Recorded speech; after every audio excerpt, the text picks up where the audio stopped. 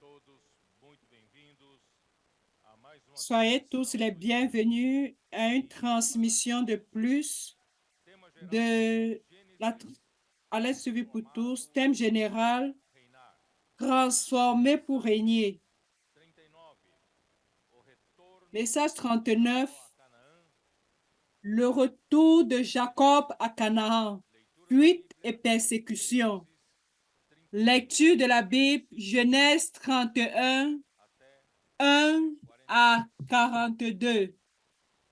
Chegamos então no momento em que Jacó teria servido a Labão Nous arrivons à un moment où 20 anos, 14 anos Jacob avait para servi Laban pendant duas 20 filhas de ans, Labão e mais 14 ans 6 pour anos épouser les deux pela filles sua et própria 6 casa, années de plus porque Labão pour sa propre não maison, queria parce que Laban libertá-lo. ne voulait pas le libérer. A sua casa é formada pelas duas filhas duas filhas de Jacó e também as duas servas dessas duas filhas e os filhos que foram gerados por elas. Sa maison était constituée des deux filles de Laban, ses servantes, ainsi que les filles, les enfants qu'elles avaient accouchés. Que já era hora Alors, dele voltar. Jacob réalise Vamos qu'il est temps de para retourner. Gênesis 31, Allons-y à Genèse 31, 1.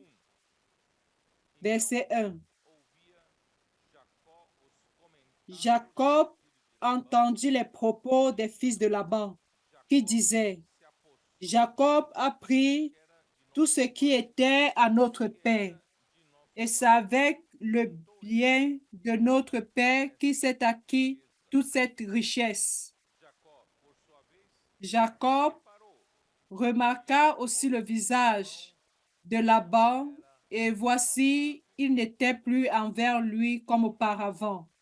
Claro, anteriormente, por C'est 14 clair que anos, Labão recebeu pour serviços 14 ans, praticamente gratuitos il avait de Jacó. reçu un service complètement gratuit venant de Jacob. Por 14 anos pelas duas filhas Il a travaillé pendant 14 ans de pour les Labão. deux filles E de agora, Laban.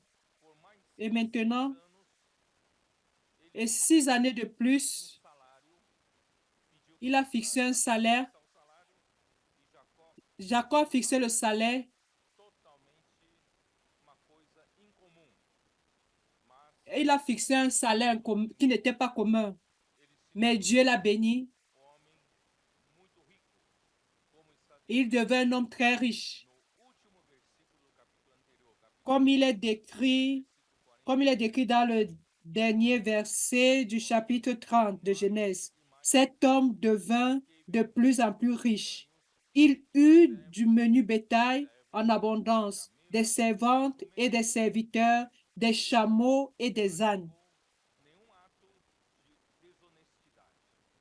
Ele Il n'a pas pratiqué un acte agiu de... de Il n'a acordo pas été com o déshonnête. que ele havia combinado com Il a fait selon ce qu'il avait o décrit judio. avec E son Deus oncle. o abençoou muitíssimo.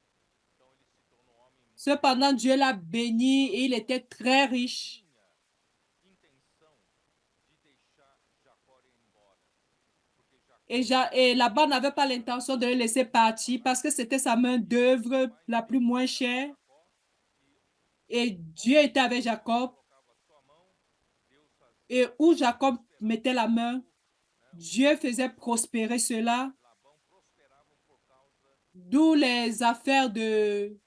E de Deus Laban não tinha prospéraient à cause de Jacob. intenção de permitir que Jacó Laban fosse n'avait embora. aucune intention de Então, laisser por isso, Jacob partir. Jacó teria permanecido a servir Pour Labão lui, em Jacob primícia.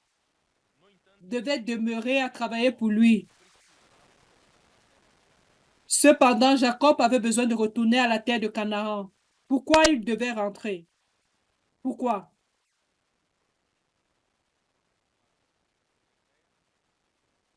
Vous n'avez aucune idée?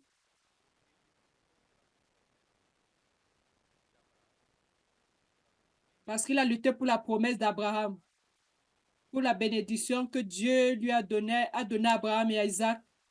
qui est d'hériter la terre de Canaan. Il n'était pas à la terre de Canaan. Il était à Padan-Aram, près d'Aram. Il avait besoin de retourner à la terre promise à ses pères. Alors vint le moment de retourner. Après 20 ans de travail, il est devenu un homme très riche parce que Dieu l'avait béni beaucoup, l'avait beaucoup béni. Alors les fils de Laban commentaient déjà des choses négatives à son endroit, comme si lui, comme s'il était en train de dilapider le patrimoine de leur père. Et pourtant, ce n'était pas cela. Et il a gagné tout cela de manière honnête. Et Dieu l'avait béni. Cependant, verset 3, bien facteur décisif pour qu'il puisse retourner parce que le Seigneur lui avait parlé. Verset 3, alors l'Éternel dit à Jacob, retourne au pays de tes pères et dans ton lieu de naissance, et je serai avec toi.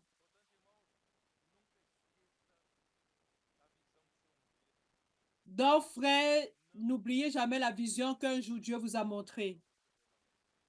Ne restez pas là où vous ne devez pas rester.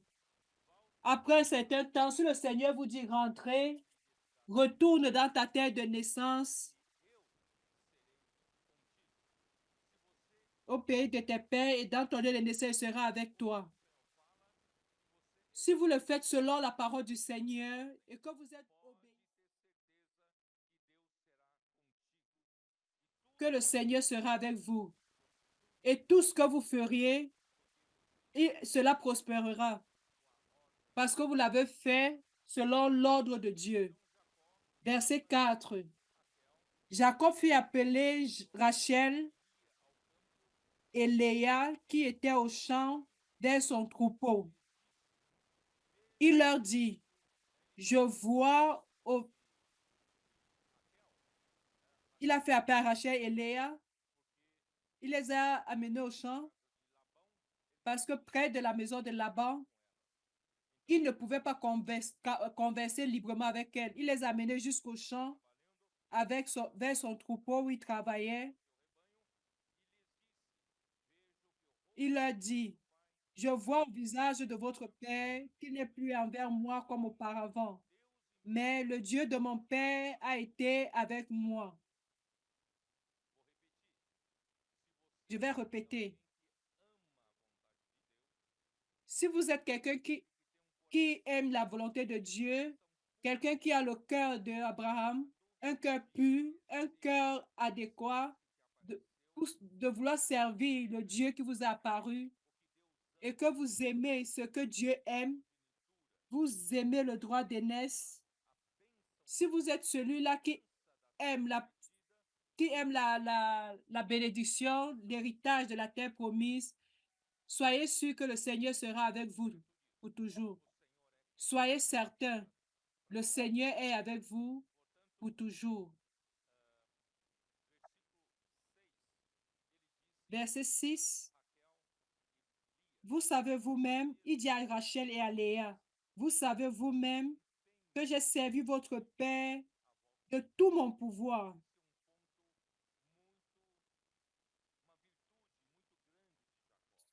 Frère, ça c'est une vertu très grande de Jacob.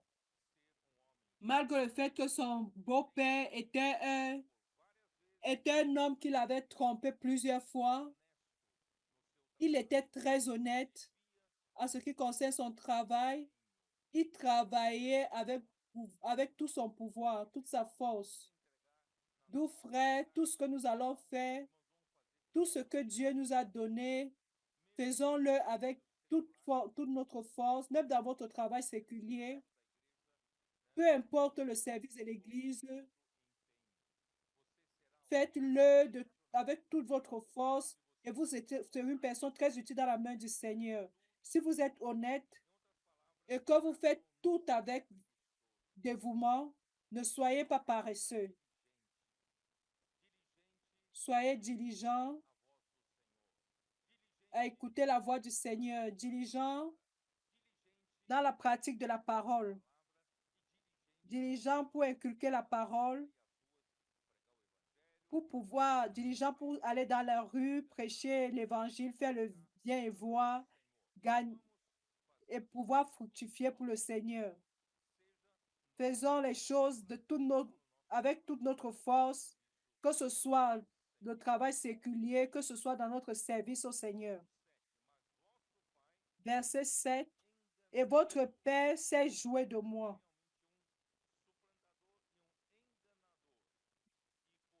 Jacob était un homme qui trompait et il a changé le salaire pendant 10 fois. Mais ce n'était pas pour augmenter le salaire. Ce n'était pas pour qu'il soit plus favorable. Là-bas, vu que Dieu bénissait à Jacob, à lui, il avait réduit la commission qu'il avait conclue avec lui. À force de... il diminuait, mais quand Dieu veut nous bénir, il nous bénit. Cependant, Dieu n'a pas permis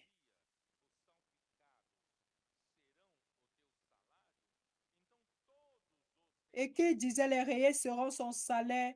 Tous les brebis faisaient des petits rayés. Et s'il disait que les tachetés seront son salaire, alors tous les brebis faisaient des petits tachetés. Ce n'est pas ma faute si Dieu m'a béni. Et Laban ne parvenait pas à lui faire du mal. Alors Dieu a pris le troupeau de votre père, il m'a donné. Il a donné le troupeau de votre père à moi.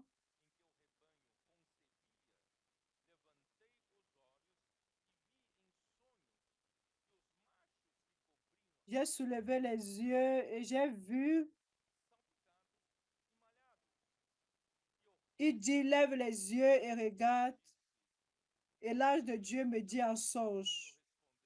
Jacob, je répondis, me voici. Il dit, lève les yeux et regarde. Tous les boucs qui couvrent les brebis sont rayés, tachetés et marquetés. Car j'ai vu tout ce que te fait Laban. Nous, frères, nous n'avons pas besoin de nous préoccuper et nous venger pour rien. Même si nous sommes sous quelqu'un qui nous trompe, quelqu'un qui nous traite injustement, ne faisons pas de justice de nous-mêmes. Laissons le juste juge qui est Dieu, qui est capable de juger notre cas et il est capable de nous bénir au bon moment. Nous, frères, apprenons à nous reposer et à faire confiance au Seigneur. Évitez d'utiliser vos expertises, vos connaissances. Dieu vous bénira. Si c'est pour la volonté du Seigneur, si vous êtes avec Dieu, Dieu est pour vous. Amen. Vient la partie la plus importante, verset 13. Dieu qui lui apparut dit à Jacob clairement, je suis le Dieu de Bethel, où tu as un monument, où tu m'as fait un vœu. Maintenant, lève-toi, sors de ce pays et retourne au pays de ta naissance. Frère, quand vint le moment pour lui de rentrer, alors Dieu se rappela de lui, de ce vœu qu'il avait fait il y a 20 ans en arrière, quand il venait à Padaran. Quand il allait à Padaran, il s'est reposé. Il a appelé le lieu Bethel. Il s'est reposé pendant une nuit. Et dans la nuit, Dieu lui apparut.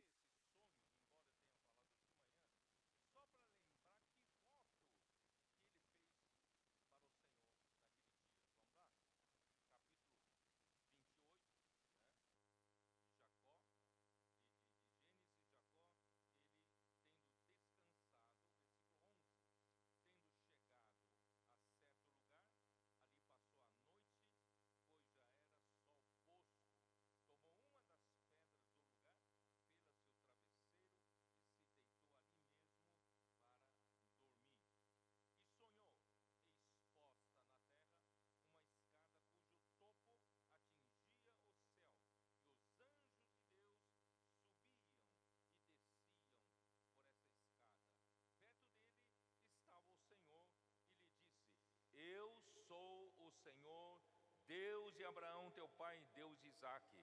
A terra em que agora estás deitado, eu te darei a ti e a tua descendência. Por isso, irmãos, Jacó tinha que voltar.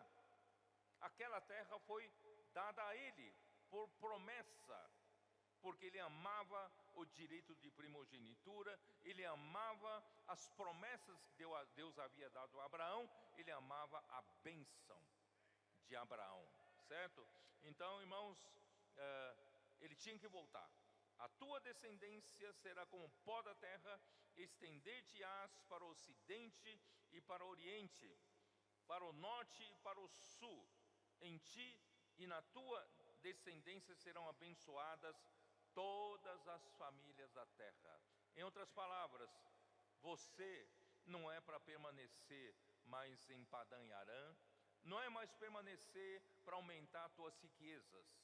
Você que completou 17 anos, 18 anos, você foi fazer meio ano no SEAP, o Senhor te abençoou, te aperfeiçoou, né? E aí você fez mais meio ano de missão no exterior e você resolveu continuar os seus estudos, foi para curso superior e você passou 5 anos fazendo curso superior, aí você se formou, passou a trabalhar, mas você sempre esteve em contato com Deus que te chamou. E durante o seu trabalho, Deus providencia um Labão como seu chefe, como seu superior. E ali ele por várias vezes te engana, várias vezes fez você trabalhar mais, né? O combinado é trabalhar 8 horas e meia por dia, mas ele te ligava às 10 da noite e pedia para você complementar o trabalho, certo? E sábado e domingo ele também, né, te incomodava para você fazer o serviço. E você queria servir ao Senhor, mas tinha um Labão ali que está sempre sugando você, certo? Então chegou um dia, o Senhor falou: vem para Betel. Chega de trabalhar para Labão. Vem para Betel. Porque a promessa que eu dei a Abraão é a mesma promessa que eu confirmo agora a ti, certo? Em ti serão benditas, abençoadas todas as famílias da terra. Aí então o Senhor vai usar você. E tudo que você fizer é para abençoar as pessoas dessa terra nas ruas. Então nós, irmãos, saímos para pregar o evangelho, né, trazendo as pessoas para a sua igreja, para a casa de Deus, Betel, para edificação. E não terminou aí, versículo 15, Deus ainda disse: eis que estou contigo, e te guardarei por onde quer que fores, e te farei voltar a esta terra, porque te não desampararei, até cumprir eu aquilo que te hei referido. Quer dizer, Deus prometeu, Deus falou e Deus vai fazer cumprir. Não precisa da sua força, não precisa da sua capacidade. Se Deus falou com você, Ele vai fazer cumprir. Confie nele. Si Dieu vous a parlé, disse: na verdade o Senhor está nesse lugar e eu não o sabia. E temendo disse: quão temível é este lugar. É a casa de Deus e a porta dos céus. Irmão, por isso, irmão, nós vivemos Jacob se leva et fit monter de uma maneira muito feliz. Nós somos muito felizes, muito Nous alegres. nous vivons la vie de l'Église d'une manière très heureuse, mais avec beaucoup de crainte. Parce que nous ne sommes pas dans la maison de la mère Joanna, nous sommes dans la maison de Dieu. Alors nous devons avoir beaucoup de crainte. Nous ne devons pas faire selon notre préférence. Nous ne devons pas servir selon ce que nous aimons ou pas. Nous sommes dans la maison de Dieu. A igreja é a porta do céu, se comunica com os céus. Por isso nós trazemos as pessoas que nós pregamos o evangelho nas ruas, nós trazemos para a igreja, porque a igreja é a porta dos céus, onde as pessoas têm comunicação com os céus. E aí, até agora ainda foto.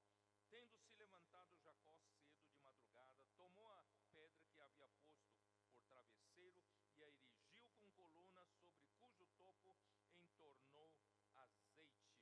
Irmãos, graças ao Senhor que ele entendeu que até então ele contava que Deus era tudo para ele. Ó Deus, me dá isso, me dá aquilo, me dá segurança, me dá pão, né? Mas agora Deus quer dizer, você precisa amadurecer mais um pouco. Você precisa entender que eu sou Deus de Betel. Eu sou Deus da casa de Deus. E você vai me servir de coluna para a edificação da casa de Deus. Eu não estou falando para o Jacó, estou falando para você. Você para de falar que tudo é para você, Cristo é para você, para o seu conforto, para seu desfrute, para sua alegria. Não, agora você diz, não, agora eu vou tomar uma atitude. Eu vou levantar essa pedra que eu descansei por tanto tempo, agora eu vou colocar de pé, eu vou ser uma coluna na casa de Deus. Eu vou arcar com responsabilidade. Vou falar para os irmãos, embora eu não tenha capacidade, mas eu confio em Deus que me chamou. Irmãos, pode me colocar em alguma responsabilidade, podem me dar algum serviço. Eu quero aprender a servir, eu quero aprender a ser coluna para carregar cargas. E entonou azeite. Irmãos, azeite é exatamente o óleo da unção. Em Êxodo 30 foi dado para nós como se confecciona o óleo composto da unção. E para que serve o óleo da unção? O óleo da unção é para ungir não só utensílios do tabernáculo, também ungir sacerdotes. Ungir para quê? Ungir para inaugurar o funcionamento. Então, quando o azeite é derramado sobre a coluna, essa coluna foi inaugurada, foi ungida para começar a funcionar. E esse azeite, óleo composto da unção, irmãos, é o Espírito composto. É o Espírito todo inclusivo. É o nosso Senhor Jesus que, após a sua morte e ressurreição, a sua glorificação, Ele tornou aquele Espírito que é, para todo aquele que nele crê, se torna um rio a fluir do seu interior para outras pessoas. Isso está em João capítulo 7. Quem crer em mim, do seu interior fluirão rios de água viva. Isso ele disse com respeito ao Espírito que haviam de receber os que nele crescem. Mas até aquele momento, Jesus não tinha sido glorificado, esse óleo composto da unção não estava pronto. Mas depois da morte e ressurreição de Cristo, esse óleo composto da unção ficou pronto. E hoje podemos entornar sobre nós, sobre essa coluna. E nós queremos ser inaugurados pelo Espírito para funcionar. Nous voulons être inaugurés par l'Esprit afin de fonctionner dans la maison de Dieu. Amen. Nessa conferência, se você ainda não recebeu. Dans cette conférence, si vous n'avez pas encore reçu cette onction, profitez de cette conférence car Dieu veut vous joindre pour faire en sorte que vous puissiez fonctionner comme un monument dans la maison de Dieu. D'où vient ce fameux psaume 133? Allons-y. Psaume 133. C'est quoi ce psaume?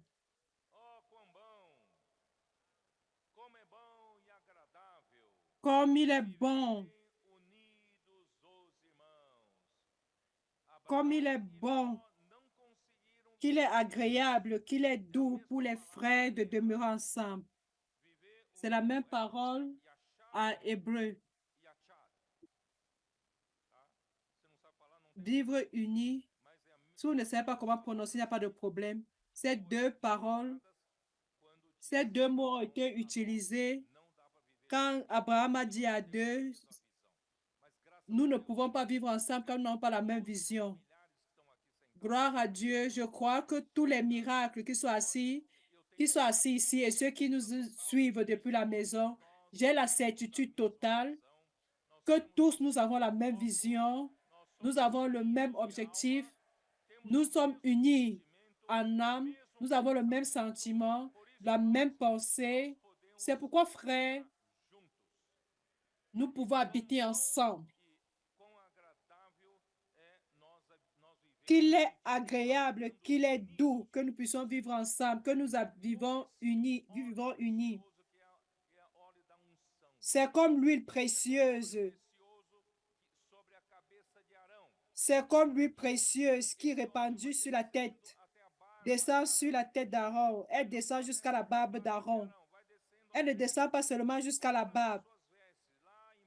Elle descend sur le bord de ses vêtements. Ça couvre tout son corps. Cette huile d'onction, elle a oué l'Église. Et vous, comme membre du corps de Christ, vous avez été oué avec l'Église. Et quand cette huile descend sur nous, c'est une merveille. C'est comme la rosée de l'Hermon qui descend sur les montagnes de Sion. Dieu a plusieurs membres de son Église, mais tous ne sont pas Sion.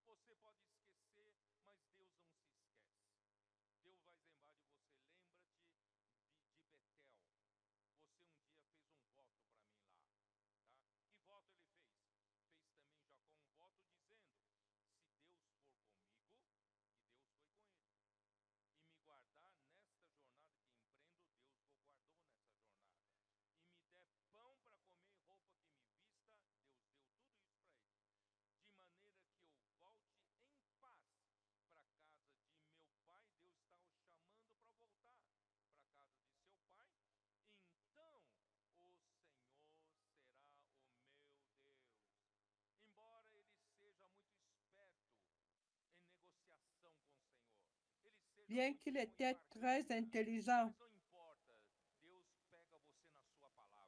Peu importe, le Seigneur vous tient sur votre parole. Si vous dites, Seigneur, si tu prends soin de moi, tu me donnes de la sécurité, une bonne famille, alors Dieu sera mon Dieu, il n'y a pas de problème. Bien que vous faites un vote très infantile sur la base d'un échange avec le Seigneur, mais le Seigneur vous tiendra sur vos paroles. Et le Seigneur réclame, je suis ton Dieu ou pas. Cette nuit, Dieu veut vous demander, je suis votre Dieu. Avez-vous fait un vœu? Est-ce que je ne suis pas avec vous? Tout ce que tu avais besoin vous t'est donné. Je ne suis pas ton Dieu. Et la pierre qu'il avait érigée sera la maison de Dieu. Ça, c'était un vœu. Ce sera la maison de Dieu. Vous pouvez avoir oublié que vous avez élevé un monument, mais Dieu n'oublie pas cela. Vous pouvez dire, quand j'aurai le temps, je vais servir le Seigneur, quand je vais me former, après j'aurai une profession, j'aurai prospéré dans ma carrière professionnelle, après je vais servir le Seigneur. Le Seigneur vous le rappellera un jour. Où est le vœu que vous m'avez fait un jour?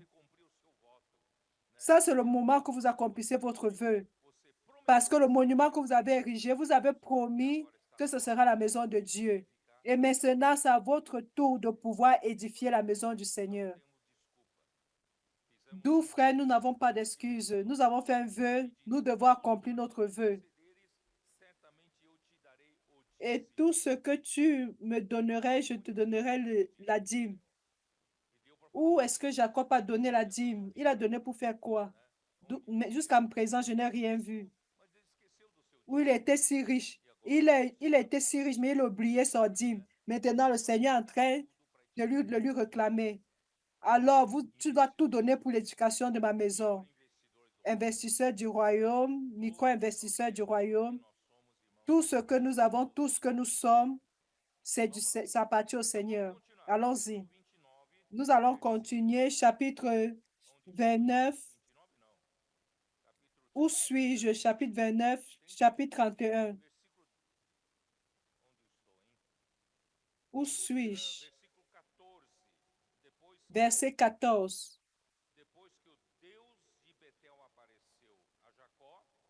Après que le Dieu de Bethel ait apparu à Jacob, il a raconté cela à ses deux épouses.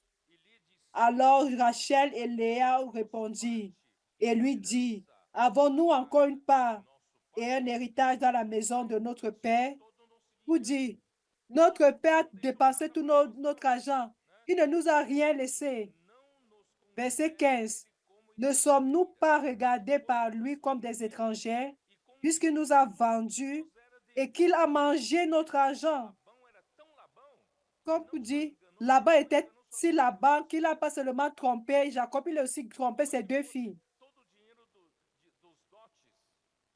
Comme si c'était tout l'argent de la dot, comme si tout l'argent de la dot, le beau-père a mangé, il n'y avait plus rien pour ses filles. Cet homme est terrible. Toute la richesse que Dieu a ôtée à notre Père appartient à nous et à nos enfants. Fais maintenant tout ce que Dieu t'a dit. Alors les deux femmes ont donné l'autorisation à Jacob de pouvoir retourner, de pouvoir sortir de cet endroit. Jacob se leva et il fit monter ses enfants et ses femmes sur les chameaux. Il amena tout son troupeau et tous les biens qu'il possédait. Où suis-je? Le troupeau qui lui appartenait, qu'il avait acquis à Padan-Aram. Et il s'en alla vers Isaac, son père, au pays de Canaan. Frère, nous allons...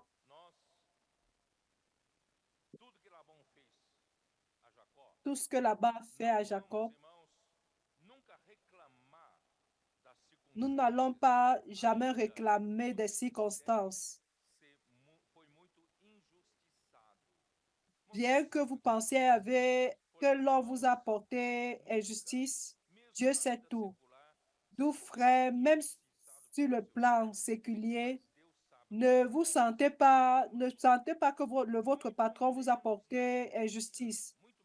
Encore moins au niveau de l'Église, dans l'œuvre du Seigneur. Les frères ne me reconnaissent pas. Ils ne reconnaissent pas ma valeur. Ils ne reconnaissent pas ma capacité. Ils me mettent à la dernière place. Au moment où il faut m'honorer, ils honorent d'autres personnes. Nous, nous sommes toujours en train de réclamer les injustices on a commises à notre endroit. Ces personnes-là qui, à chaque fois, sont ainsi, ne croîtront jamais. Tout fait partie du perfectionnement de Dieu. J'ai déjà souffert beaucoup d'injustices, que ce soit dans le monde séculier ou dans l'Église, dans l'œuvre du Seigneur. Mes frères, je vous dis, vous n'avez pas besoin de vous venger. Vous n'avez pas besoin de vous venger de quelqu'un qui vous a porté préjudice. Remettez tout entre les mains de Dieu et ne portez pas rancune à ces personnes. N'ayez pas du ressentiment dans vos cœurs. Rendez grâce à Dieu.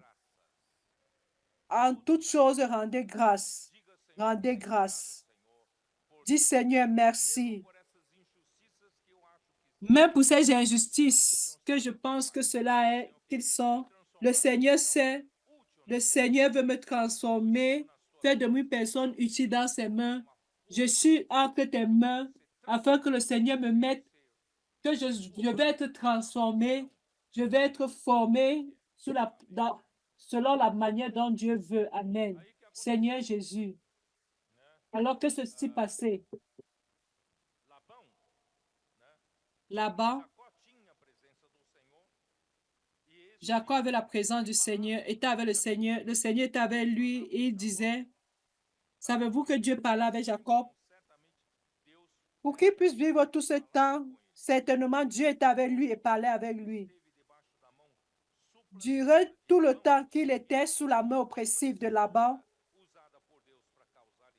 et cette main était utilisée pour amener Jacob à souffrir afin de le transformer, mais Dieu était avec lui. D'une part, Dieu a permis cette oppression,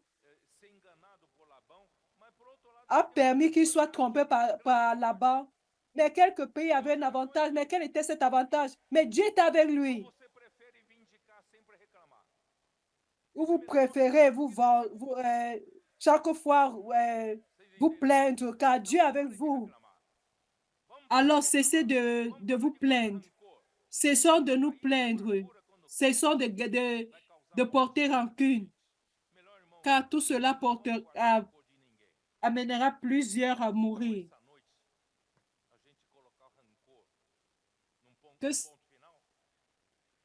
Peut-être que nous avons de la rancœur avec quelqu'un, un ressentiment avec quelqu'un dans l'église.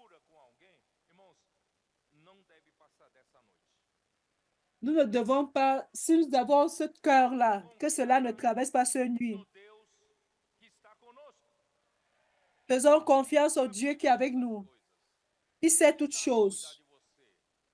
Il sait prendre soin de nous. Il sait utiliser toutes les circonstances pour vous transformer. Il ne peut pas vous utiliser pour édifier l'église comme Jacob. Il veut vous transformer. Il a voulu transformer Jacob en Israël pour qu'il puisse édifier son église. Vous, en tant que personne naturelle, Dieu ne peut pas vous utiliser comme matière d'édification. Dieu, maintenant transformé et mis dans le moule de Dieu, Dieu peut vous utiliser comme Israël dans l'édification de la maison de Dieu. Et vous retournerez à Bethel parce que Dieu est le Dieu de Bethel. Dieu de Bethel. Allons-y. Il a essayé de le tromper en changeant les accords salariaux. Cependant, la main du Seigneur n'a pas permis cela, n'a pas permis que Jacob soit touché.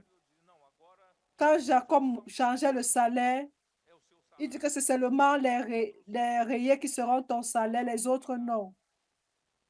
Agora é Donc só seulement les rayés étaient mis, é o seu salário. blessés.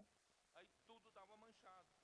Il Irmãos, dit que tout ce qui est acheté serait ton salaire. C'est ainsi que cela, tout devenait acheté. Et cela était la main de Dieu. Et personne ne peut pas s'opposer à la main de Dieu. Donc ça ne vaut pas la peine d'avoir de la rancune dans son cœur par rapport à quelqu'un. Frère, Dieu sait toutes choses. Après toutes ces pressions, toutes ces afflictions, Jacob a pu gagner la force de caractère. Il était plus résilient. Au début, il était sous la couverture de maman. La mère prenait soin de lui jusqu'à ce que pour gagner la bénédiction du pays, il fallait que la mère l'aide. Mais aujourd'hui, maintenant, il n'y a plus la maman à côté. Le Seigneur veut le transformer. Il a gagné une force de caractère très grande parce que Dieu voulait l'utiliser.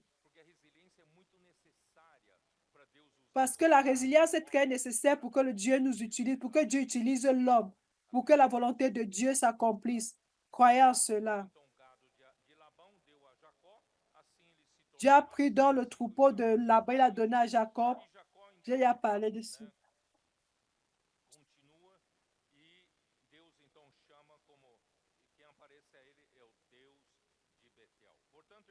Dieu qui apparaît à lui est le Dieu de Bethel. Un principe supérieur, nous ne devons jamais nous plaindre car Dieu utilise les circonstances pour transformer notre être naturel. Parce que quand nous utilisons nos propres capacités pour atteindre les objectifs de notre propre bénéfice, Laban a été utilisé par Dieu comme un instrument pour écraser, pour pouvoir moudre un homme intelligent, un homme supérieur.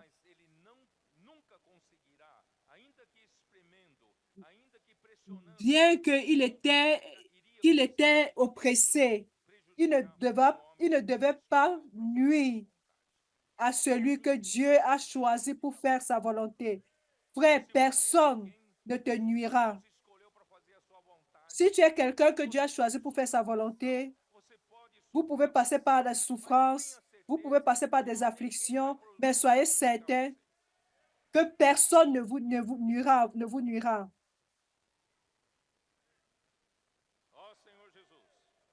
Oh Seigneur Jésus, croyez-vous en cela ou pas? C'est pourquoi, frère, qu'est-ce qui s'est passé? Nous allons continuer. Verset 19. Tandis que Laban était allé tondre ses brebis, Rachel déroba les téraphiles de son père. Et Jacob trompa Laban, l'araméen, en ne l'avertissant pas de sa fuite. Il s'enfuit avec tout ce qui lui appartenait. Il se leva, traversa le fleuve et se dirigea vers la montagne de Galade. Frère, il avait besoin de fuir. Laban ne le laisserait jamais aller. Il n'avait pas l'intention de le laisser partir. Parce qu'il était celui-là qui bénissait les biens, le patrimoine de Laban. Il était la main-d'œuvre la moins chère. C'est pourquoi il devait partir en fuyant. D'où cette question selon laquelle Rachel a pu voler les téraphiles de son père. Je vais un peu vous l'expliquer. Avez-vous une idée à quoi servaient les téraphiles? Vous aurez dû lire dans la Bible certains textes qui parlent des idoles isolées. Ce sont les idoles tout petits, le genre que vous pouvez porter, transporter avec vous. À quoi servent ces idoles?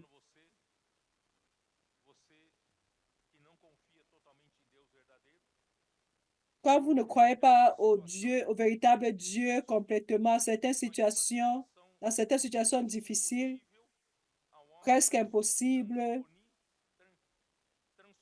à l'homme de pouvoir passer outre cette situation. Nous sommes dans un pays catholique, d'accord?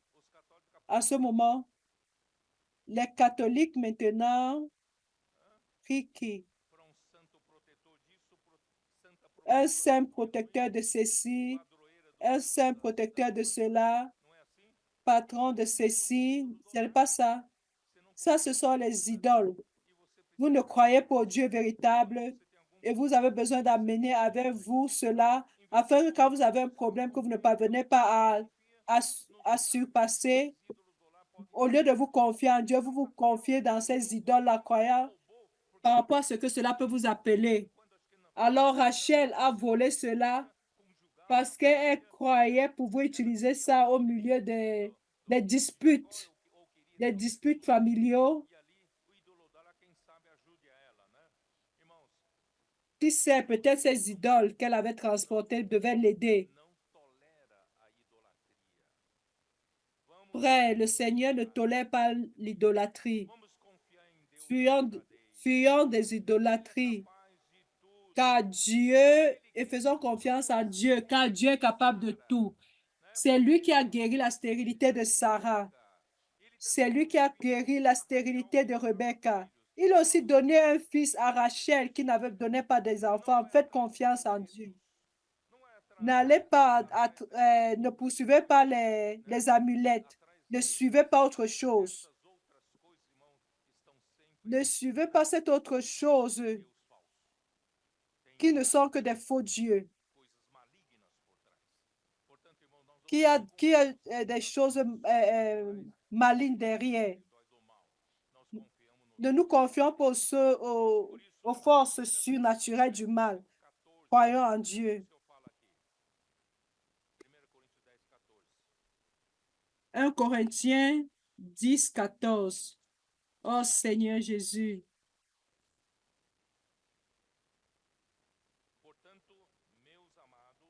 C'est pourquoi, mes bien-aimés, fuyez l'idolâtrie.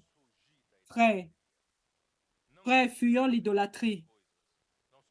Ne faisons pas confiance à autre chose. Nous croyons à un Dieu seulement. Colossiens 3, 5. Je voudrais vous montrer que le principe de l'idolâtrie. Colossiens 3, 5. Faites donc mourir les membres qui sont sur la terre. Quoi, notre nature terrestre, l'impudicité, l'impureté, les passions, les mauvais désirs et la cupidité. Et Paul explique, la cupidité, c'est quoi? Qui est une idolâtrie.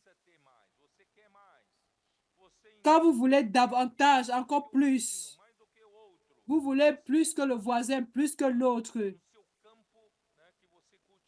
Dans votre champ que vous cultivez, dans votre travail d'agriculteur, vous pouvez produire 100 pour 1 plus que votre voisin. La pluie, c'est pour tout le monde. Le soleil, c'est pour tout le monde. Vous devez produire de la même chose, mais vous voulez produire plus. Et alors, en ce moment-là, vous appelez un faux Dieu. Vous appelez le Dieu de l'agriculture. C'est pourquoi dans la Grèce, il y avait plusieurs de ces dieux, de ces demi-dieux que les hommes faisaient appel. La Grèce est venue à Rome et les Romains ont donné continuité à ces dieux et ces demi-dieux. C'est pourquoi, frère, nous ne le sommes pas. Nous ne sommes pas des idolâtres. Parce que l'idolâtrie est liée à la cupidité. Et la cupidité est classée au même titre que l'impudicité, l'impureté, les passions, les mauvais désirs. D'où, frère, libérons-nous de la cupidité, de l'idolâtrie. Ce sont les désirs. intense. Maintenant, nous avons encore de l'influence de notre vieille nature et Dieu veut faire mourir cela dans notre expérience. C'est pourquoi bien que le vieil homme ait été crucifié avec Christ, le jour où il a été crucifié, et le désir avide de vouloir avoir plus fait que nous appelons des idoles, ceux qui possèdent des pouvoirs, pas des pouvoirs conventionnels, pour pouvoir atteindre ce dont nous avons besoin. Nous devons faire confiance au Seigneur, et c'est le mot au Seigneur, parce que lui, il est puissant pour pouvoir accomplir ce qu'il nous faut. N'appelons à rien d'autre. Faisons confiance seulement au Seigneur. Il est puissant. Continuons. Oh Seigneur Jésus, j'ai encore plusieurs choses à dire et mon temps est déjà en train de s'écouler.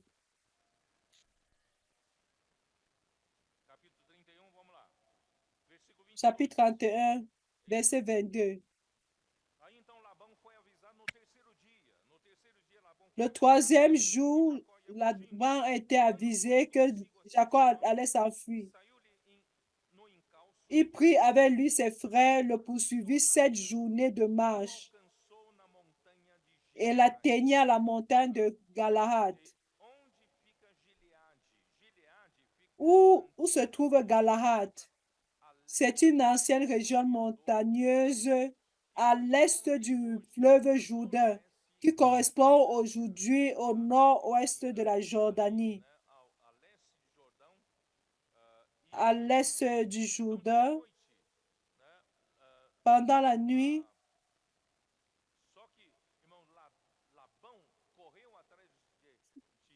seulement Laban est allé suivre Laban suivait Jacob. Pourquoi? Est-ce que c'était pour lui dire que tout va bien?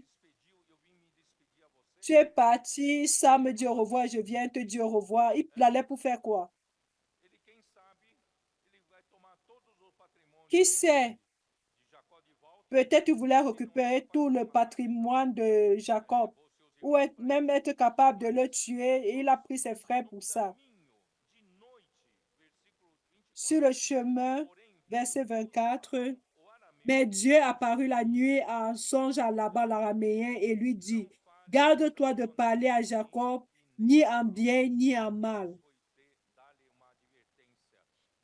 Dieu l'a averti. Tu ne feras pas de mal à Jacob.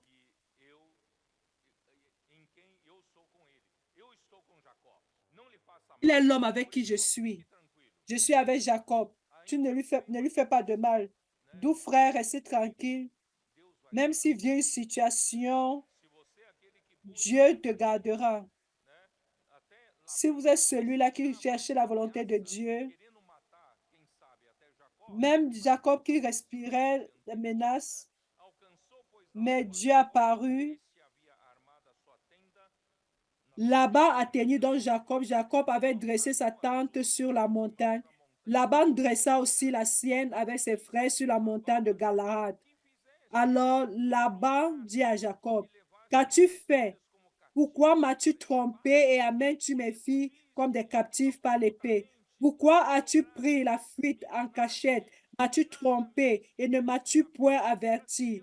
Je t'aurais laissé partir au milieu des réjouissances et des chants, au son du tambourin et de la harpe. C'est un araméen vraiment.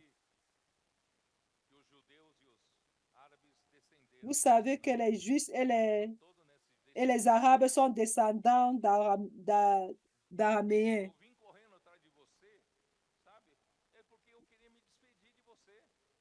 Je t'ai poursuivi parce que je voudrais te dire au revoir.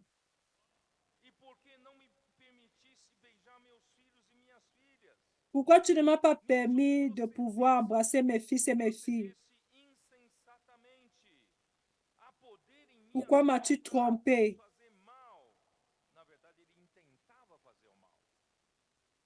En réalité, je l'essayais et je voulais lui faire du mal. Mais le Dieu de votre père m'a parlé hier et il m'a dit Ne parle pas à Jacob, ni à mal, ni à bien. Maintenant que tu as que la maison de tes parents te manque, pourquoi tu ne m'as pas dit au revoir? Jacob lui a répondu, pourquoi tu...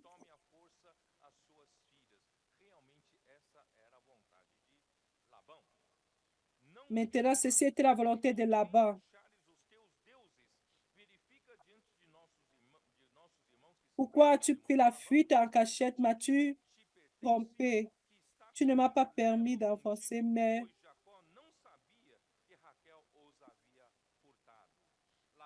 Jacob ne savait pas que Laban entra dans la tente de Jacob, dans la tente de Léa, dans la tente des deux servantes, et il ne trouva rien. Il sortit de la tente de Léa et entra dans la tente de Rachel. Rachel avait pris les téraphins, les avait mis sous le bas du chameau. Vous pouvez voir qu'il voyageait avec des chameaux et s'était assise dessus. Laban fouilla toute la tente et ne trouva rien. Elle dit à son père, que mon Seigneur ne se fâche point si je ne puis me lever devant toi, car j'ai ce qui est ordinaire aux femmes. Je vois mes règles. Il chercha et ne trouva point les téréphins, parce que Rachel ne s'était pas levée. Jacob s'irrita et querella Laban. Il reprit la parole et lui dit, quel est mon crime? Quel est mon péché que tu me poursuives avec tant d'ardeur? Maintenant, Jacob parle un peu plus. Quand tu as fouillé tous mes effets, quand tu trouvais des effets de ta maison, produis-le ici devant mes frères et tes frères, et qu'ils prononcent entre nous deux. Voilà 20 ans. Regardez. Maintenant, il faut comprendre ce parcours est passé. Voilà 20 ans que j'ai passé chez toi. Tes brebis et tes chèvres n'ont point avorté. Et je n'ai point mangé les béliers de ton troupeau. Pendant les 7 premières années, il n'avait pas accès aux béliers. Il ne mangeait pas les béliers de Laban. Je ne t'ai point rapporté les bêtes déchirées. J'en ai payé le dommage. Tu me redemandais ce qu'on me volait de jour et ce qu'on me volait de nuit. La chaleur me dévorait pendant le jour et le froid pendant la nuit, et le sommeil fuyait de mes yeux.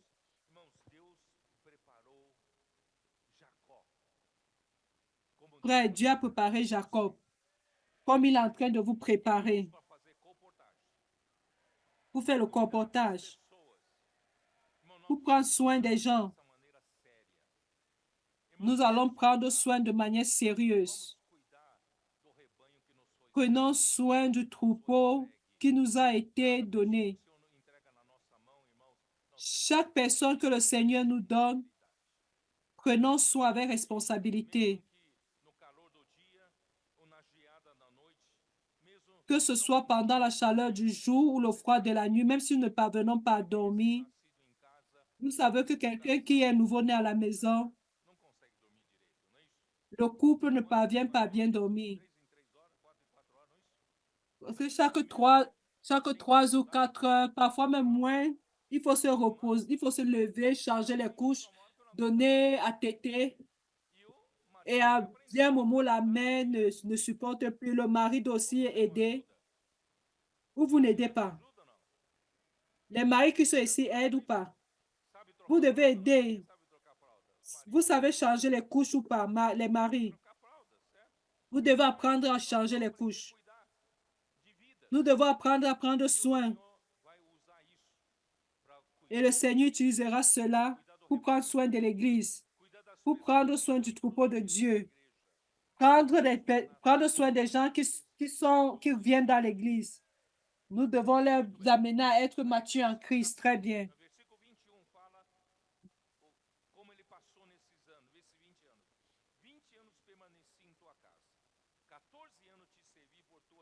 Voilà 20 ans que j'ai passé dans ta maison. Je t'ai servi 14 ans pour les 2 filles et 6 ans pour ton troupeau.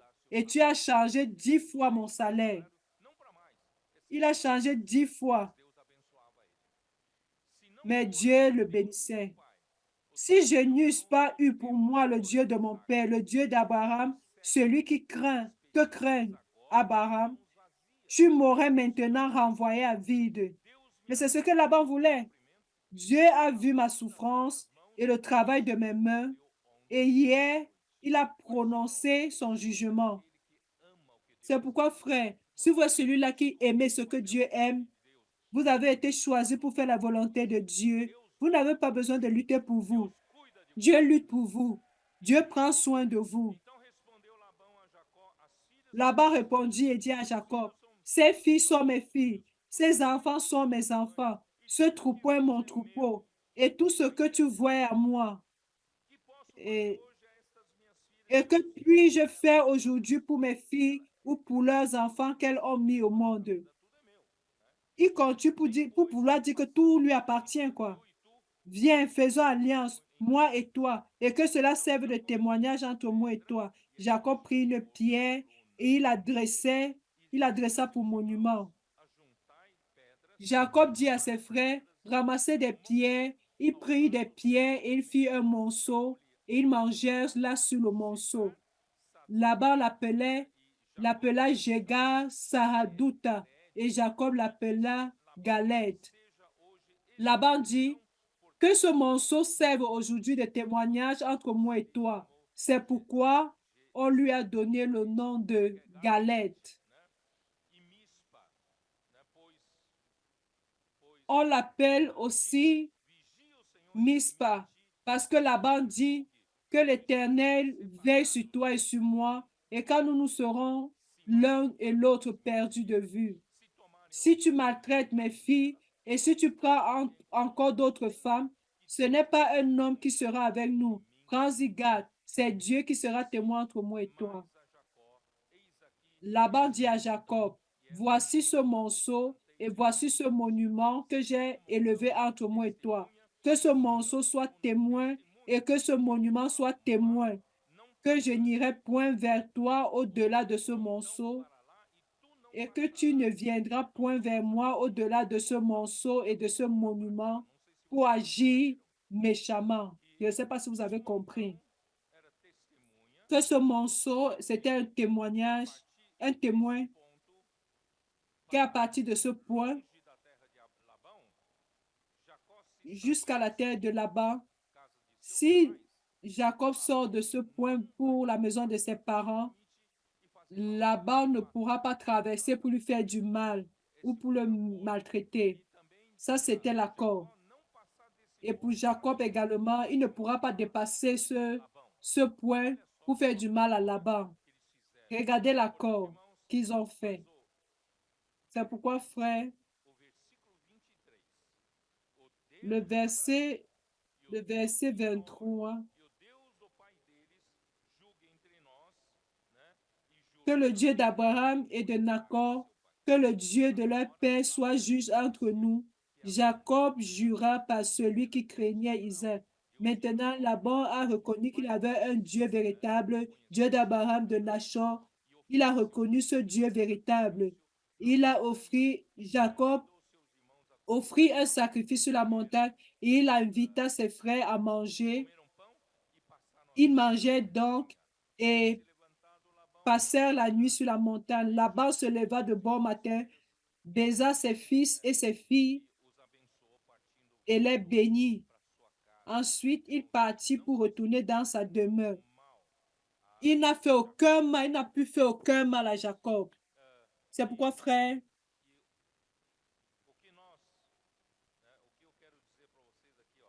ce que je veux vous dire ici, frère,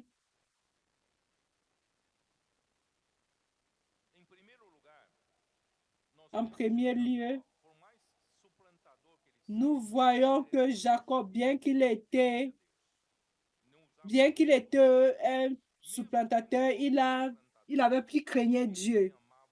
Même s'il avait ce nom, il aimait le droit d'aînesse. En deuxième lieu, Il était extrêmement responsable dans son travail. C'est pourquoi, frère, si vous aujourd'hui, vous avez certaines affaires et vous avez un travail séculier, ne soyez pas léger dans votre travail. Soyez responsable dans votre travail. Soyez diligent. Ne dites pas, ceci, c'est pour travailler pour la banque, je vais travailler comme je veux, comme je veux. Pour Dieu, je vais travailler. Soyez responsable dans tout ce que vous faites. Pourquoi? Parce que Dieu utilisera cela dans sa maison. C'est pourquoi, spécialement, prendre soin, gérer la vie. Si vous êtes un chef d'une équipe, une équipe de personnes, si vous avez affaire avec les ressources humaines, vous devez gérer les hommes avec responsabilité.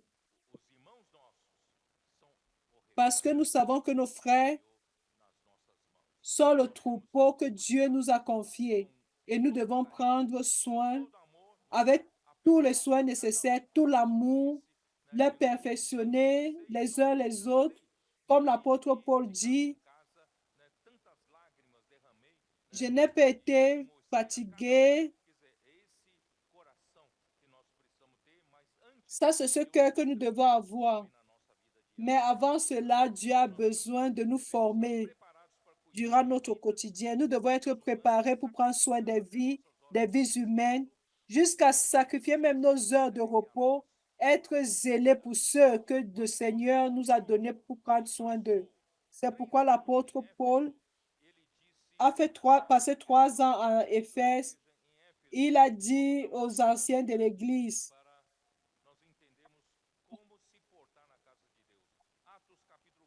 allons-y pour voir comment nous comporter à la maison du Seigneur.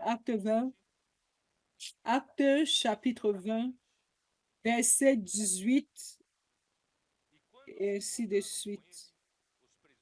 Lorsqu'il fut arrivé vers lui, il leur dit,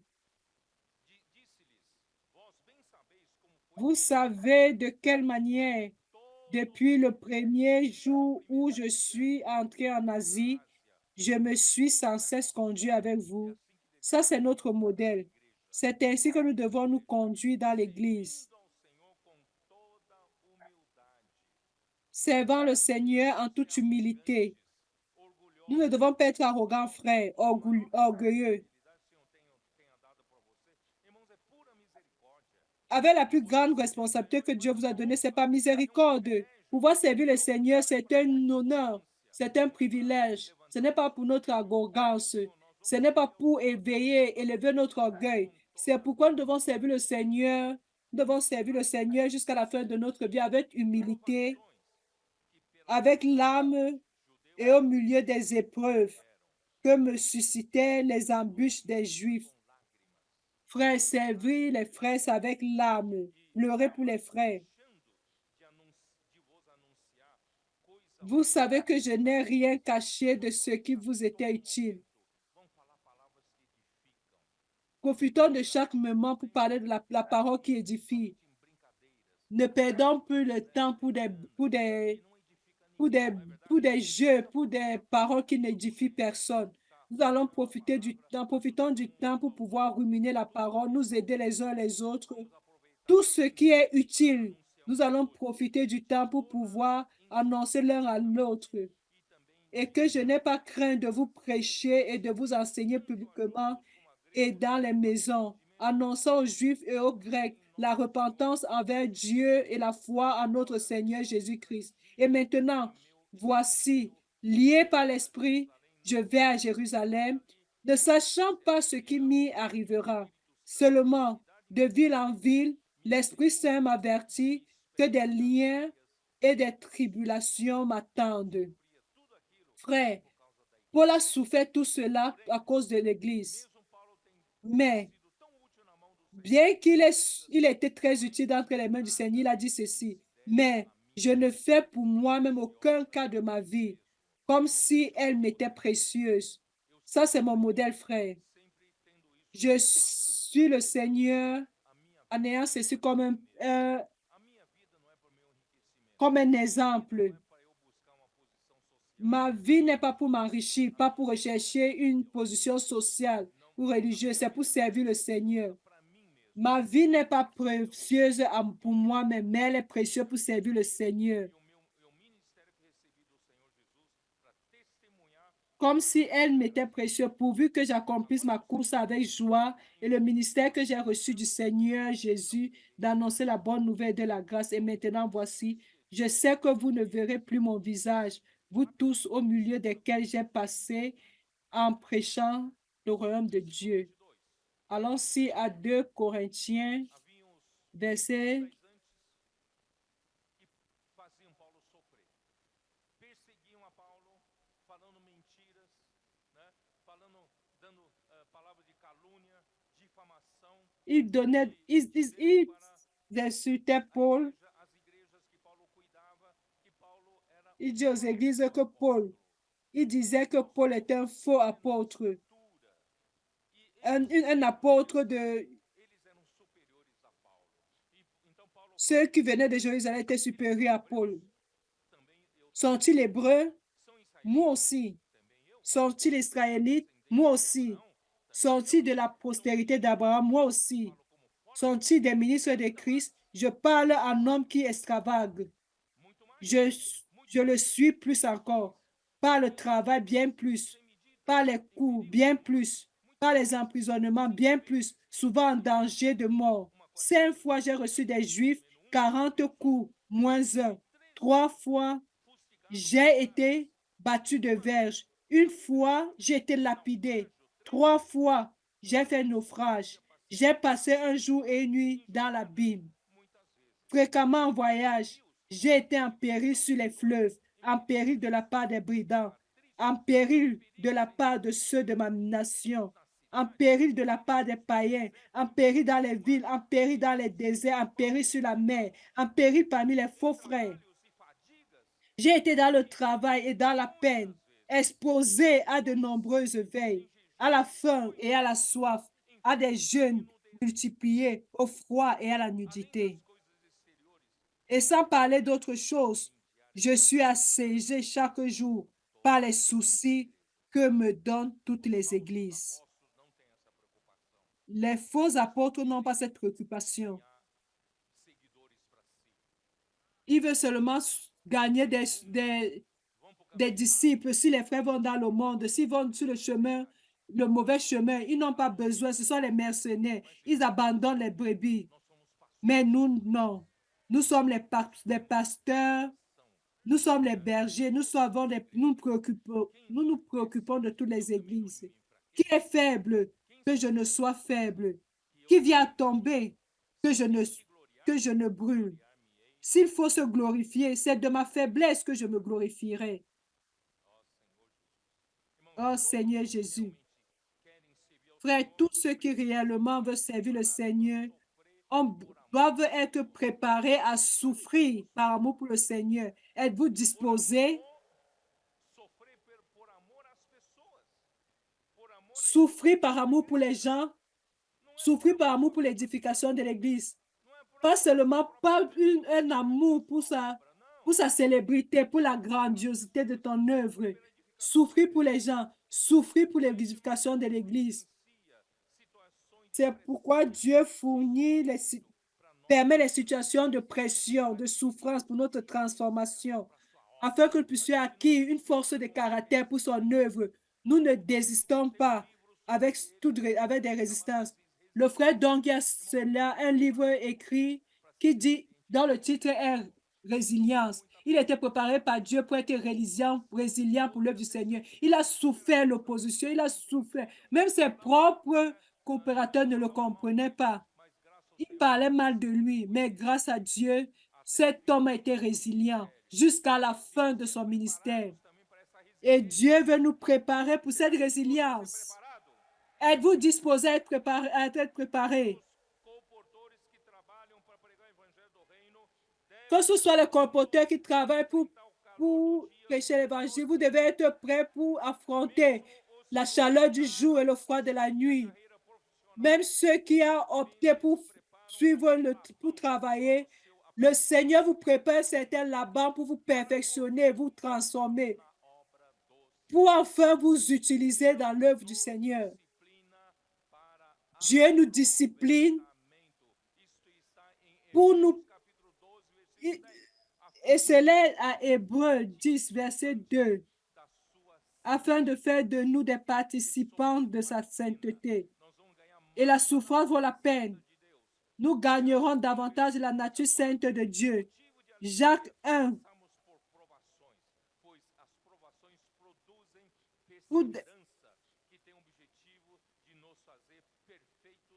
La persévérance permet de nous rendre parfaits et intègres.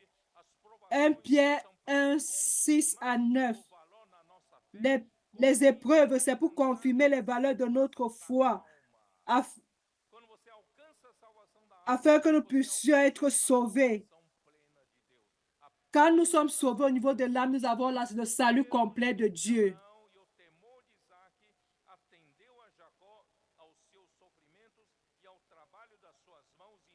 Le Dieu d'Abraham a été avec Jacob et n'a pas permis que là-bas lui fasse un quelconque mal. Et Dieu également va vous protéger si vous avez le même cœur que Jacob. Bien que vous soyez encore très naturel, que vous soyez encore très intelligent, Dieu va vous transformer en Israël. C'est un principe de Dieu parce que Dieu veut faire de vous un roi pour régner sur le royaume de Christ. Amen. Jésus est le Seigneur.